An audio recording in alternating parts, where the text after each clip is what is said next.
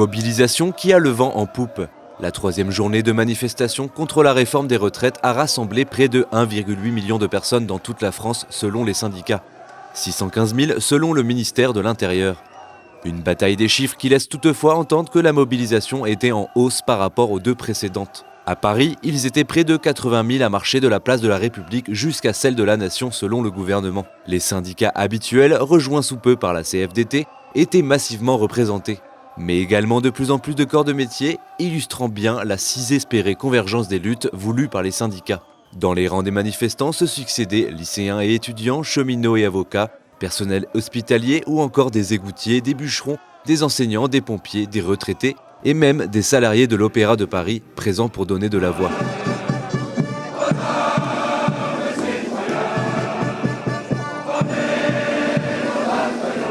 Des manifestants portant de nombreuses revendications et déterminés à ne rien lâcher. Une détermination qui s'est intensifiée après les polémiques autour de Jean-Paul Delevoye. Le peuple a ouvert les yeux sur la mafia du gouvernement. Vous êtes une mafia, il n'y a pas pire que vous, on l'a encore vu hier avec Delevoye. Je ne sais pas si je dois pleurer, si je dois rigoler, mais c'est vraiment une très mauvaise image et ça montre des conflits d'intérêts qui n'ont pas lieu d'être.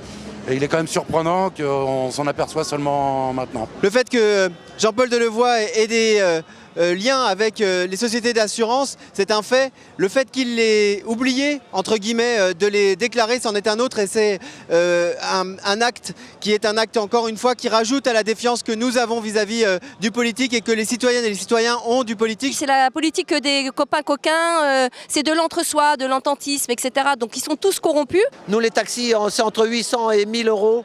Quand on a travaillé 42, moi, j'ai déjà travaillé 44 ans, j'ai 60 ans. Et si je veux toucher l'auto-plein, regardez l'auto-plein, c'est marqué là. Si je veux le taux-plein, il faut que je refasse encore 50 plus. Je manifeste exclusivement parce que je sens que la France est en train de disparaître avec ces lois permissives, avec cette invasion migratoire. Vous savez, un gouvernement, il dit qu'il va rester droit dans ses bottes, puis un jour, il perd ses bottes, quoi. Juppé l'a fait, je vois pas une raison pour laquelle ce gouvernement serait plus fort qu'un autre.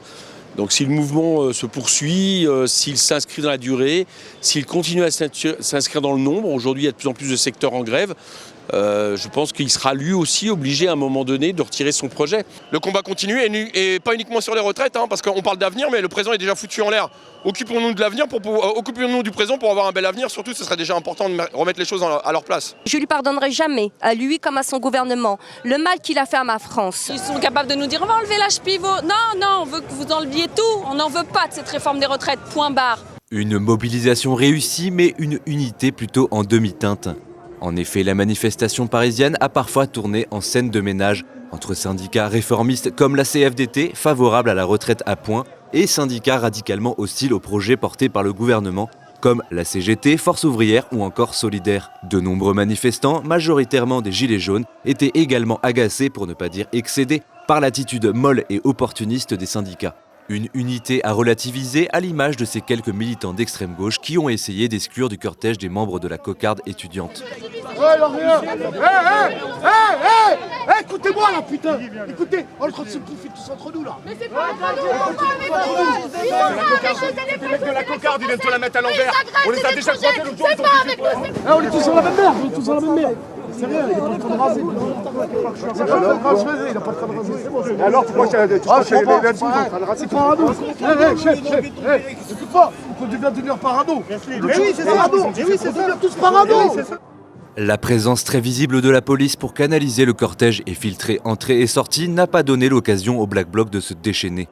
Un dispositif novateur qui interroge sur les débordements des précédentes manifestations. Si aucun incident majeur n'a été à déplorer, des affrontements ont éclaté en fin d'après-midi entre manifestants et forces de l'ordre. Ils étaient nombreux à vouloir en découdre. Pas seulement les Black Blocs, mais également de nombreux gilets jaunes que le gouvernement appelle ultra jaunes. Des pompiers acclamés par la foule n'ont pas hésité à aller eux aussi au contact avec la police. 2 d'entre eux ont d'ailleurs été blessés. Au milieu des projectiles et des gaz lacrymogènes, les affrontements se sont poursuivis pendant des heures. Finalement, en milieu de soirée, les forces de l'ordre ont fini par évacuer les derniers manifestants de la place parisienne. Cette 3e manifestation montrait donc que la mobilisation était toujours bien vive. De nombreuses nouvelles actions sont déjà prévues partout en France. Des actions qui viennent s'ajouter à la grève des transports qui installe un climat de plus en plus pesant pas près de s'alléger. En effet, l'intersyndicale a annoncé qu'il n'y aura pas de trêve pour Noël. On lâche rien, nada, on lâche rien, niente.